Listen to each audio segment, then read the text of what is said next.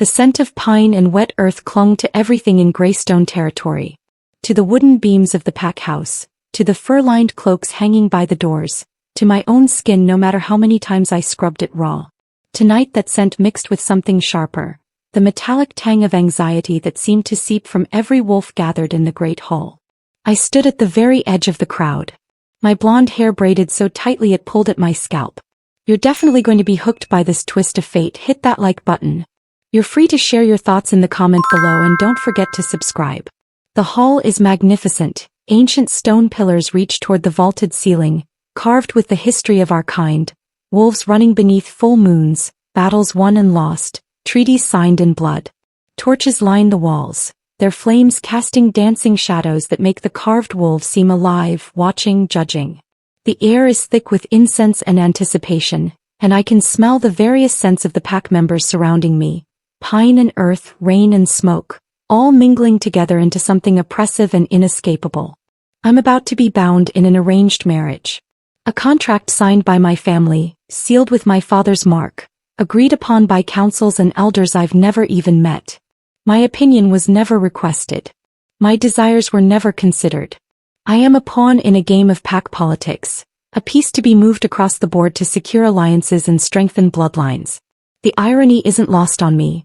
We're wolves, creatures of instinct and passion, beings who are supposed to recognize our true mates through the pull of our very souls.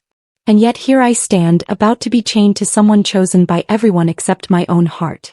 I look around the hall and the faces blur together. Some I recognize, pack members I've known since childhood, cousins and distant relatives, friends of my family who surely know how wrong this is but say nothing. Others are strangers, wolves from allied packs who've come to witness this union, to celebrate the joining of two powerful families. They see a bride. They see tradition being honored. They see everything except what really matters. They don't see me. They don't see the girl whose dreams are being extinguished like candle flames, snuffed out one by one until there's nothing left but smoke and the memory of light. And then there's Ryder. He stands at the center of it all, exactly where an alpha should be, commanding, powerful, utterly sure of his place in this world. His dark eyes are fixed on me with an intensity that makes my skin crawl, and I can feel the weight of his gaze like a physical touch. He's handsome, I suppose, in the way that predators are beautiful. All sharp angles and controlled strength, danger wrapped in an attractive package. His black hair is pulled back, revealing the strong lines of his face, the cruel curve of his mouth. He wears the traditional ceremonial robes of an alpha, deep crimson trimmed with silver, and he looks every inch the powerful leader he's supposed to be. But I don't want him. God help me, I don't want any of this. My heart pounds harder and every step I take toward the altar feels like a step toward an unavoidable death. Not a death of the body perhaps, but a death of the spirit, a slow suffocation of everything that makes me who I am. The power of the pack hangs over me like a storm cloud, heavy and inescapable. I can feel their expectations pressing against my skin, seeping into my pores, trying to reshape me into something I'm not. Something compliant. Something obedient. Something that will smile and bow her head and accept this fate without question. But my wolf spirit, oh, my wolf spirit is screaming. She's always been stronger than me, more certain, more wild. While I've learned to navigate the complex politics of pack life, to smile when I don't mean it and hold my tongue when I want to howl, my wolf has never learned such restraint. She is pure instinct, pure emotion, and right now she is raging against this cage we're being forced into. She throws herself against the barriers of my control, snarling and snapping, demanding that I run, that I fight, that I do anything except stand here and accept this travesty. I want to listen to her. Every fiber of my being wants to turn and flee, to shift and run until my paws bleed and my lungs burn, to keep running until I've left this life so far behind that it becomes nothing more than a bad dream. But I can't. The consequences would be devastating. My family would be disgraced. The alliance between our packs would crumble. Me. I would be hunted. Marked as a rogue, an outcast, someone who broke a sacred contract. There would be nowhere in the wolf world where I could hide, no pack that would take me in, no safety to be found. So I'm trapped. Bound to this life by a contract I didn't sign, committed to a fate I didn't choose, standing here in this beautiful prison of stone and tradition while my soul slowly dies. The ceremony is about to begin. I can see the pack elder stepping forward, An ancient wolf named Cornelius whose eyes have seen more moons than I can count. His weathered face is solemn as he raises his hands, calling for silence. The murmurs die away and the hall falls into a hush so complete I can hear the torches crackling on the walls. This is it. This is the moment where my life ends and something else begins. Something I don't recognize, something that wears my face but isn't me. Cornelius begins to speak in the old tongue, words that have been used to bind wolves together for thousands of years. The language is beautiful, rolling and rhythmic, full of the howl of wind and the rush of rivers. Under other circumstances I might appreciate the poetry of it. But right now each word feels like another link in the chain being wrapped around me. Ryder steps forward, his movements precise and controlled. He extends his hand toward me, palm up, waiting. Such a simple gesture, but it carries so much weight. If I take his hand, if I place my palm against his, I'm agreeing to everything. I'm accepting this bond, this merger of families and packs and futures. I'm saying yes to a life I don't want with a man I don't love. My feet move without my conscious permission, carrying me forward. 1 step. 2. 3. Each one feels like walking through water, like moving through a dream where everything is slow and distorted. I can see Ryder's hand waiting for mine, can see the triumph already starting to gleam in his dark eyes. He thinks he's won. He thinks I'm his. And in that moment, standing there with his hand extended and the entire pack watching and my wolf spirit screaming herself hoarse inside my chest, I realize something that stops me cold. He does own me. Or at least he will if I let this happen. And it's not just Ryder. It's everyone in this hall, everyone who made decisions about my life without asking me, everyone who signed contracts and made arrangements and decided my fate over cups of wine and political negotiations. They all own a piece of me, or they think they do. They've divided me up among themselves like property, like I'm something to be traded and bargained over rather than a living, breathing being with my own hopes and dreams and desires. The realization hits me like a physical blow and suddenly I can't breathe. My chest feels tight, constricted, like there's a band of iron wrapped around my ribs. The air in the hall is too thick, too warm, suffocating me with its weight. I can feel sweat beading on my forehead, can feel my hands starting to shake. Is this really my life? Is this really how my story ends? Not with a bang but with a whimper, not with choice but with resignation? Cornelius is still speaking, his voice rising and falling in the ancient rhythms of the bonding ceremony. Ryder's hand is still extended, still waiting. The pack is still watching, their eyes boring into me, their expectations pressing down. And my wolf, my beautiful, wild, untamed wolf, is screaming louder than ever, begging me to run, to fight, to choose freedom even if it means choosing death. And in that crystallized moment of perfect clarity, I make my decision. I'm not going to do this. I don't care about the consequences. I don't care about the contracts or the alliances or the political ramifications. I don't care if they hunt me to the ends of the earth. I will not stand here and let them bind me to a life that will slowly kill everything I am. Better to die free than live as a prisoner. Better to run and face whatever consequences come than to spend the rest of my existence wondering what might have been if I'd only had the courage to choose.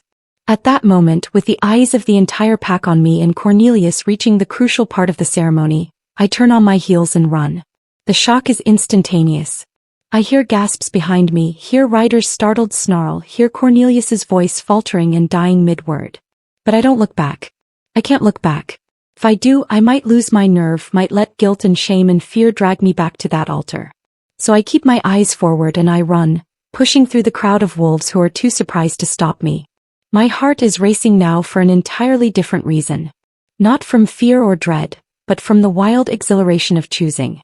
Of finally taking control of my own fate. I don't know where I'm going. I have no plan, no destination, no idea what I'll do once I make it out of this hall. All I know is that I can't stay. I can't be what they want me to be. The crowd parts before me, too shocked to react, and I dart between bodies and around pillars, heading for, where? I don't even know. The main doors are too obvious, too expected. Ryder will have guards there, will cut off that route immediately. I need something else, some other way out, some escape route they won't anticipate. And that's when I see him. He's standing against the far wall, completely detached from the chaos erupting around him. He's not wearing ceremonial robes like everyone else. Instead, he's dressed simply in dark clothes that seem to absorb the light. He's not watching me like the others are, not gaping in shock or whispering to his neighbors about the scandal unfolding. In fact, he doesn't seem to be paying any attention to the ceremony at all. He's reading a book of all things, his head bent over the pages, completely absorbed in whatever words he's found there. He looks different from everyone else in the hall, and not just because of his clothes or his apparent disinterest in the proceedings. There's something about him that sets him apart, something that makes my wolf sit up and take notice even in the midst of her desperate flight. He's tall, powerfully built in a way that speaks of strength held in careful check. His hair is dark, falling across his forehead as he reads, and even from this distance I can see the sharp line of his jaw, the strong column of his throat. But it's more than his physical appearance. There's an aura around him, a presence that seems to bend the very air. Even lost in his book, even apparently oblivious to everything happening around him, he radiates power. Not the aggressive, domineering power of an alpha-like rider, all sharp edges and demands for submission. No, this is something different. Something deeper. Something that speaks to a part of me I didn't even know existed. And without thinking, without planning, without any logical reason whatsoever, I find myself running straight toward him. I don't know why. I can't explain it. Maybe it's because he's the only person in this room who isn't watching me, who doesn't seem to care about the ceremony or the contracts or any of it. Maybe it's because my wolf is howling with something that feels almost like recognition, like she knows him even though I'm certain we've never met. Maybe it's just pure, desperate instinct, a drowning person reaching for anything that looks like it might float. Whatever the reason, I crash into him with enough force to make him drop his book. My hands come up automatically, grabbing his face, and before I can second-guess myself or think about what I'm doing or consider the absolute insanity of this choice, I shout the words that will change everything. I claim you. The words ring out in the hall, cutting through the shocked murmurs and gasps like a blade. I hear them echo off the stone walls, hear them repeated in whispers of disbelief. But I don't stop. I can't stop. I've started this now, and the only way forward is through. So I kiss him. I press my lips to his, hard and desperate and reckless. It's not a gentle kiss, not a romantic first touch between potential lovers. It's a claim raw and primal and absolute. I'm pouring everything into it, all my desperation, all my defiance, all my wild hope that maybe, just maybe, this insane gamble will work. The world around us erupts into absolute chaos. I can hear shouting, hear riders' roar of fury, hear the pack members surging to their feet. But in that brief, impossible moment, with his lips warm against mine and his hands coming up to grip my arms in shock, everything else fades away. Because something is happening. Something I didn't expect, didn't plan for, couldn't have anticipated. The moment our lips touch, I feel it. A jolt of pure electricity that races through my veins like lightning. My wolf spirit, who has been howling and raging and throwing herself against the bars of my control, suddenly goes completely still. And then she howls again, but this time it's not in protest or fear. It's in recognition. In greeting. In something that feels terrifyingly close to joy. His lips are warm against mine, firm and somehow perfect, and I can taste something on them, coffee and mint and something darker, something that makes my head spin. For one heartbeat, 2, 3, he doesn't move, doesn't respond, just stands there frozen in shock. And then something changes. I feel it in the way his body shifts, in the subtle tightening of his hands on my arms, in the way he draws in a sharp breath through his nose. And then he kisses me back. It's brief, so brief I might have imagined it, but I feel the pressure of his mouth increase just slightly, feel him respond for just a fraction of a second before he pulls back. When he does, when I finally open my eyes and look up at him, I see shock written across his features. His eyes, God, his eyes, they're unlike anything I've ever seen. Deep and fathomless, the color of storm clouds, filled with an intelligence and power that makes my breath catch. For a split second, I think I've made the biggest mistake of my life. What have I done? Who is this man? Why did I think this reckless plan would work? But then something changes in his expression. The shock gives way to something else. Recognition maybe, or realization. His eyes burn as they look down at me, and I feel like he's seeing straight through me, through all my layers and defenses and masks, right down to the core of who I am. The room has fallen into a strange, suspended silence. Even Ryder has stopped shouting. Everyone is staring at us, at this stranger and the runaway bride locked in an embrace, and I can feel the weight of hundreds of eyes on my back. I should let go of him. I should step away, should try to explain or apologize or something. But I can't seem to make my hands release his face, can't seem to step back from the warmth of his body. And then he speaks, his voice low and rough, pitched for my ears alone but somehow carrying through the silent hall. You don't know what you've just done. The words should be ominous. They should scare me. But instead they send a shiver down my spine that has nothing to do with fear. There's something in his voice, some quality I can't quite name. Authority, yes, but also something else. Something that makes my wolf perk up and pay attention, makes her settle into a watchful waiting state I've never felt from her before. I start to speak, but the words die in my throat because I'm starting to realize that something is very, very wrong. Or very, very right. I can't tell which. The silence in the hall is absolute now, and it's not the shocked silence of a moment ago. This is different. This is the silence of recognition, of realization, of a room full of wolves suddenly understanding something that I'm still struggling to grasp. I can feel the shift in the air, the way everyone has gone from shocked to almost fearful. No, that's not quite right. Not fearful. Reverent maybe. Odd. I hear whispers starting to ripple through the crowd, spreading like wildfire. Is that? It can't be. The Alpha King? Here? Why would he? Alpha King? The words hit me like a bucket of ice water, and I finally tear my gaze away from the stranger's face to look around the hall. And what I see confirms my growing suspicion that I've just done something monumentally, catastrophically significant. Every wolf in the hall is watching us, but they're not watching with shock or scandal anymore. They're watching with something close to terror. Even Cornelius, the ancient elder who has seen everything in his long life, has gone pale. And Ryder is standing frozen at the altar, his face a mask of rage and disbelief in something that might be fear. I turn back to the man I've just claimed, really looking at him now, seeing details I missed in my desperate flight. The way he holds himself with unconscious authority. The quality of his simple clothes, which on closer inspection are anything but, they're made of fabric so fine it probably costs more than everything I own. The power that radiates from him like heat from a forge, barely contained, carefully controlled. And his eyes. Those storm cloud eyes that are watching me with an intensity that makes my knees weak. There's something ancient in those eyes, something that has seen centuries of moons and wars and the rise and fall of packs. Who are you? I whisper, though I'm starting to understand the answer even before he speaks. A slight smile curves his lips, and it's not entirely kind. My name is Kale, he says, his voice carrying through the silent hall. And you've just claimed the Alpha King. The world tilts sideways. Alpha King. Not just an alpha, not just the leader of a single pack. The Alpha King. The ruler of all wolf kingdoms, the ultimate authority, the one wolf in all the world who answers to no one. Stories about the Alpha King are told to pups as bedtime tales. He's a legend, a myth, someone who exists somewhere far away in a grand palace, making decisions that affect all of wolfkind but never deigning to walk among ordinary pack members. Except he's here. He's real. He's standing in front of me with my hands still on his face and my lips still tingling from our kiss. And I've just claimed him. The ancient laws of wolfkind are very clear about claiming. Any wolf can claim another in front of witnesses, declaring their intention to bond. It's an old custom, rarely used anymore because most wolves find their true mates naturally through scent and instinct. But the law still stands. A claim made publicly, sealed with a kiss, witnessed by pack members. It's binding. Sacred.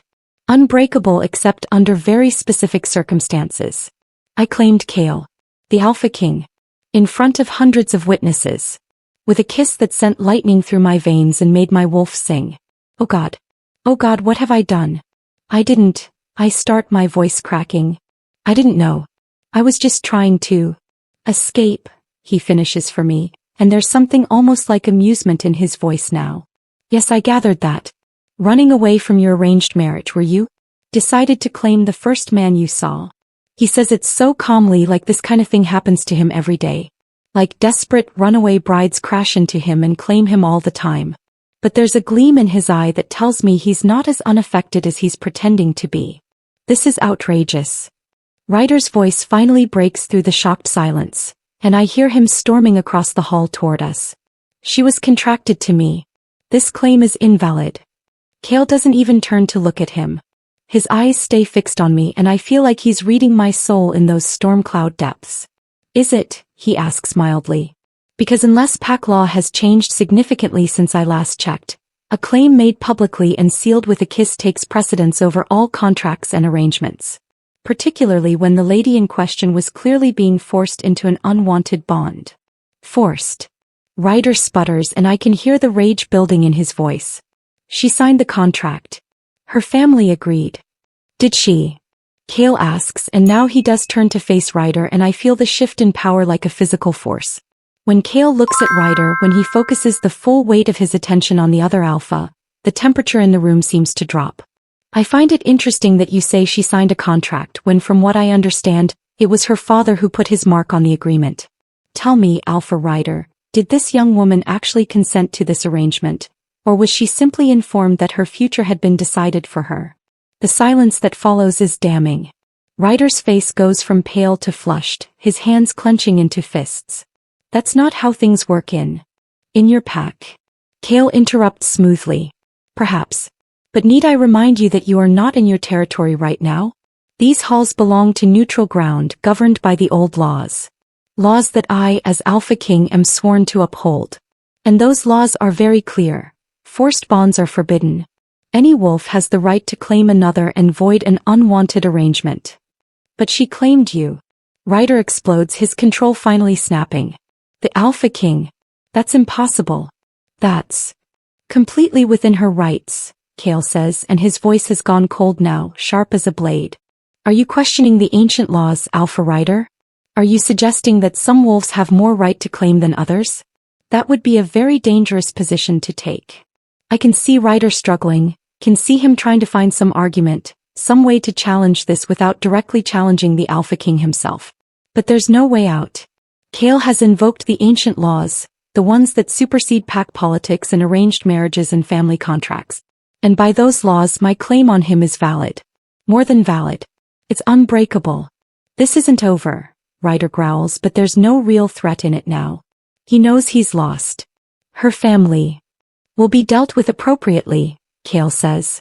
If they signed a contract on her behalf without her consent, they've violated ancient law. But that's a matter for another day.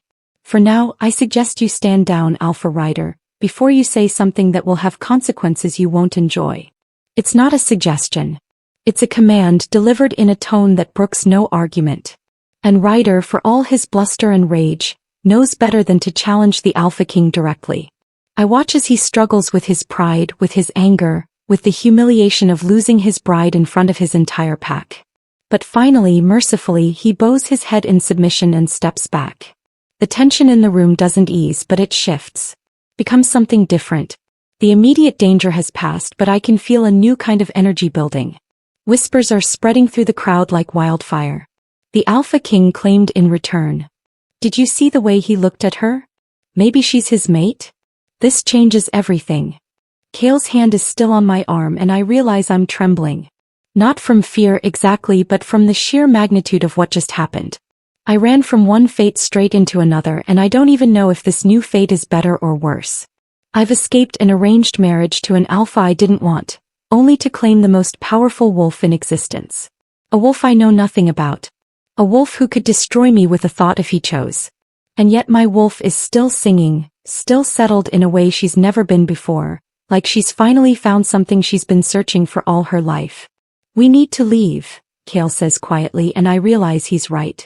The pack is starting to press closer, their shock giving way to curiosity and speculation. Some look angry, Ryder's supporters probably. Others look excited, like they've just witnessed the most dramatic thing to happen in years. Which I suppose they have. Leave. I echo, my voice small. Where? Away from here, he says. Unless you'd like to stay and face your family's reaction when they learn what you've done? The thought of facing my father right now makes my stomach turn. I can already imagine his fury, his shame, the way he'll rage about broken contracts and dishonored agreements. Oh, I definitely don't want to stay. But I look around the hall at the life I'm leaving behind. My few friends in the crowd look shocked but not unsympathetic. My family looks horrified. The pack members are already choosing sides, aligning themselves with either the scandal of my escape or the righteousness of the ancient laws. Make your choice, Kale says, and his voice is gentle now. Not commanding, not cold. Almost kind. But make it now. It's not really a choice though. Not anymore. The moment I claimed him, the moment I pressed my lips to his and felt that jolt of recognition, the moment my wolf finally settled into peace. All of that made the choice for me. I can't go back now. Even if I wanted to, even if I tried to apologize and submit and agree to marry Ryder after all, it's too late. I've claimed the Alpha King. There's no unclaiming that.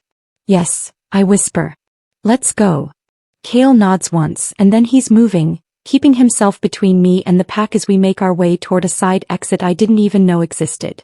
His presence is like a shield, his power creating a bubble around us that no one dares to breach. I can hear Ryder shouting something behind us, hear my father's voice joining in, hear the chaos erupting in the ceremonial hall. But it all feels distant now, like it's happening to someone else. We slip through the side door and suddenly we're in a narrow corridor lit by torches. Kale moves with absolute confidence, like he knows exactly where he's going, and I follow because what else can I do? My mind is spinning, trying to process everything that just happened, trying to understand the enormity of what I've done. I really didn't know, I say as we hurry through the corridor. Who you were, I mean. I just saw you standing there and you were the only one not watching, and I thought that I was your escape route, he finishes. There's something in his voice that might be amusement. Yes, I worked that out. Though I must say, it's not every day someone crashes into me and declares a claim. I'm sorry, I say, though I'm not sure if I mean it. I was desperate. I couldn't marry Ryder. I couldn't spend my whole life with someone chosen for me, living a fate I never agreed to. So I just ran. And you were there. Fate is funny that way, Kale says, and we turn a corner into another corridor. The things we run from often lead us exactly where we're supposed to be. I don't know what to make of that. Is he saying I was supposed to claim him? That this was somehow meant to happen? It seems impossible, ridiculous even. And yet I can't deny what I felt when our lips touched, can't ignore the way my wolf responded to him. We emerge from the corridor into a courtyard, and I see a sleek black car waiting with its engine running. How did he know it would be here? How long has he been planning this exit? Or maybe when you're the Alpha King you always have an exit strategy. Get in, Kale says, opening the door for me. I hesitate for just a moment, looking back at the building that houses the ceremonial hall. Somewhere in there, my old life is falling apart. My family is dealing with the scandal. Ryder is probably destroying furniture in his rage. The pack is choosing sides and spreading gossip that will reach every wolf territory within hours. And I'm here about to get into a car with a man I don't know, whose lips I've kissed, who I've claimed as mine in front of hundreds of witnesses. The Alpha King. The most powerful, dangerous, unpredictable wolf in existence. I should be terrified. I should be having second thoughts. I should be wondering if I've just traded one prison for another. But when I look at Kale, when I meet those storm cloud eyes, all I feel is that same jolt of recognition, that same sense of rightness that made my wolf finally stop fighting. Maybe I'm insane. Maybe this is the worst decision I've ever made. Maybe I'll regret this tomorrow or the next day or the next year. But right now, in this moment, getting into this car feels like the first real choice I've ever made. So I do. I slide into the leather seat and Kale closes the door behind me before moving around to the driver's side. The car is expensive, understated in the way that only truly wealthy things can be. It smells like him, coffee and mint and that darker scent I can't identify, but that makes my pulse race. He gets in beside me and puts the car in gear, and we're moving, gliding through the courtyard and out onto the road beyond. I watch through the window as the ceremonial hall grows smaller, as the life I knew recedes into the distance. Where are we going? I ask. My territory, Kale says. It's about 3 hours from here. You'll be safe there. Safe. The word should be comforting, but it raises so many questions. Safe from what? From Ryder? From my family? From the consequences of what I've done? Or is he really saying that I'll be safe with him, the Alpha King, a wolf so powerful that legends are told about him? I still can't believe you're the Alpha King, I say, more to fill the silence than anything else. What were you even doing at that ceremony? Why were you there? Kale is quiet for a moment, his eyes on the road. I received word about an arranged marriage that seemed questionable, he finally says. A young wolf being forced into a bond she didn't consent to. I came to observe, to see if the rumors were true, to determine if I needed to intervene.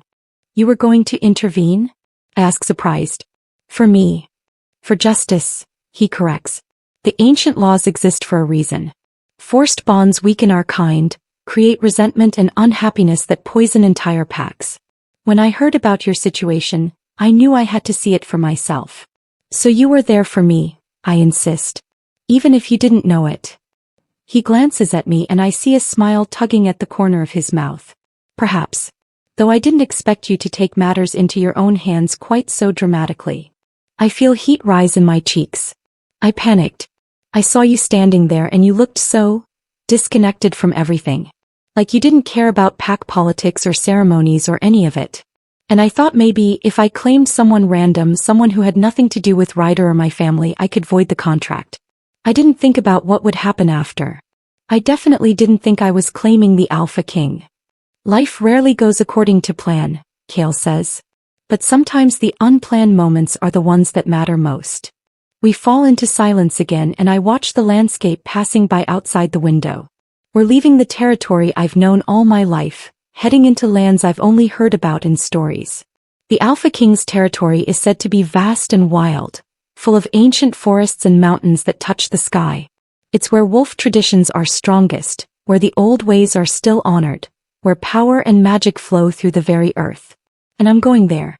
Not as a visitor, not as a guest, but as someone who has claimed the Alpha King himself. The reality of it starts to sink in, and with it comes a wave of questions and doubts. What happens now? I ask. With the claim, I mean. I know it's binding, but I don't know what that means. What it requires. Kale's hands tighten slightly on the steering wheel. A claim is a declaration of intent to bond, he says. By ancient law, we now have a year to determine if we're truly compatible, if the bond should be made permanent. During that time, no one else can claim either of us. We're essentially promised to each other. A year, I repeat. A year to get to know this stranger. A year to figure out if the jolt of recognition I felt was real or just desperation. A year to learn what it means to be connected to the Alpha King. If at the end of that year we decide the bond isn't right, we can part ways without dishonor, Kale continues. But most claims lead to permanent bonds. The instinct to claim is strong. Wolves don't usually choose wrong. But I didn't choose based on instinct, I say. I chose based on panic. I grabbed the first person I saw. Did you? Kale asks, and there's something in his voice that makes me look at him. Are you certain about that? Because from what I observed, there were several wolves closer to you than I was. Several who would have been easier to reach. And yet you ran to me. I open my mouth to argue, but the words die. He's right. Now that I think about it, there were others closer. I could have claimed any of them. But I didn't even see them. My eyes went straight to Kale, and something in me knew, absolutely knew, that he was the one I needed to reach. My wolf knew. Even if I didn't. Why weren't you watching the ceremony? I asked, changing the subject. Everyone else was watching. Everyone except you. Kale smiles slightly. I was reading. I noticed. What was so fascinating that you ignored everything around you? Poetry, he says, and there's something almost shy in his voice. Ancient verses about the moon and the hunt. I find them peaceful. The Alpha King reads poetry. Somehow that detail makes him more real, more approachable. Less like a legend and more like a person. I've never been much for poetry, I admit. My education focused on pack politics and history. How to be a good pack member, how to support my future alpha, how to raise strong pups. Nobody asked if I wanted to learn those things. Nobody asked if I had other interests. What would you have studied? Kale asks. If you'd had the choice? It's such a simple question, but it hits me hard because no one has ever asked me that before. What do I want? What interests me? What would I choose for myself if given the freedom to choose? I don't know, I say honestly. I've spent so long being what everyone else wanted me to be that I'm not sure I know who I actually am. Kale nods like he understands. You'll have time to figure it out now. In my territory, you can be whoever you want to be. Study whatever interests you. Pursue whatever path calls to you. Just like that. I ask skeptically. I claim the Alpha King and suddenly I get complete freedom? The claim goes both ways, Kale says quietly. You claim me, yes. But by accepting that claim, by not rejecting it immediately, I claimed you in return. We're bound to each other now, at least for the next year. And I don't believe in cages, even gilded ones. If we're going to spend a year determining if we're meant to be bonded permanently, you need to be free to be yourself. How else can we know if we're truly compatible? It makes sense, but it's so different from everything I've known. In my pack, in Rider's pack, wolves have roles and expectations. Freedom is something you earn through obedience, not something given freely. Why are you being so kind to me? I ask. You don't know me. I crashed your evening, claimed you in front of hundreds of witnesses, and now you're driving me to your territory and offering me freedom. Why? Kale is quiet for a long moment, and I wonder if I've offended him. But when he speaks, his voice is thoughtful, not angry. When our lips touched, he says slowly, when you kissed me to seal the claim, did you feel it? That jolt of recognition. My heart starts racing. Yes. So did I, he says. I've lived a very long time. I've met thousands of wolves. I've been claimed before. Desperate wolves thinking they can gain power or status by bonding with the alpha king. Each time I felt nothing. Just the awkward press of lips and the burden of having to formally reject their claim. But with me, I whisper. With you I felt everything, he says, and his voice has gone rough. Lightning in my veins. My wolf rising up in recognition. A sense of rightness so profound it shook me to my core. You may have chosen me in desperation, but I don't think that was the only force at work. Fate, I say, remembering his earlier words. Perhaps. Or maybe something even stronger. Do you know what the ancient texts say about true mates? They say that when two souls are meant to be bound, the universe will conspire to bring them together. No matter how impossible it seems, no matter how many obstacles stand in the way, true mates will find each other. You think we're true mates? The idea seems impossible, too good to be true. I think it's possible, Kale says carefully. The recognition I felt, the way my wolf responded to you, those are signs. But we won't know for certain until we spend time together, until we learn each other, until we see if that initial spark grows into something deeper. That's what the year is for, I say. Exactly. And that's why I'm being kind to you, as you put it. If there's even a chance that you're my true mate, then I want to give that possibility every opportunity to flourish. And that means giving you the freedom to choose, truly choose, without pressure or obligation or fear. We drive in silence for a while, and I watch the landscape change as we leave pack territories. Me as property. He's claiming responsibility for me as his mate. There's a world of difference. I'm yours, I say, testing the words. And you're mine. Yes, he says simply. I take a deep breath, steeling myself. Then let's do this. Let's face whatever comes next together. Kale smiles, and it transforms his face from merely handsome to absolutely devastating. Together, he agrees. He gets out of the car and comes around to my side, opening the door for me. I take his offered hand, and the moment our skin touches, I feel that spark again. Not as intense as when we kissed, but still there, still real, still proof that whatever this is between us, it's not going away. I step out of the car and into my new life. The wolves who have gathered watch us with curious eyes, but I don't see hostility there. Just interest, speculation, and in some cases what might be approval. Kale keeps my hand in his as he leads me toward the entrance of the fortress, and I realize he's making a statement. He's showing his pack that I'm not a prisoner or a guest. I'm his equal. His claimed mate. The future is uncertain. I don't know if Kale and I are truly meant to be together. I don't know if the bond one feel will grow into something permanent or fade as we learn each other. I don't know how my family will react, what consequences will come from my dramatic escape, what challenges lie ahead. But for the first time in my life, I've made my own choice. I've claimed my own fate. And whatever happens next, I'll face it as myself, not as the person everyone else wanted me to be. I ran from one destiny and crashed headlong into another. And maybe, just maybe, this new destiny is exactly where I was always supposed to be. If you're hooked by this twist of fate, hit that like button. Don't forget to subscribe for more shocking revelations in Ava and Kale's story. And tell me, where are you watching from? What would you have done if you were in Ava's shoes?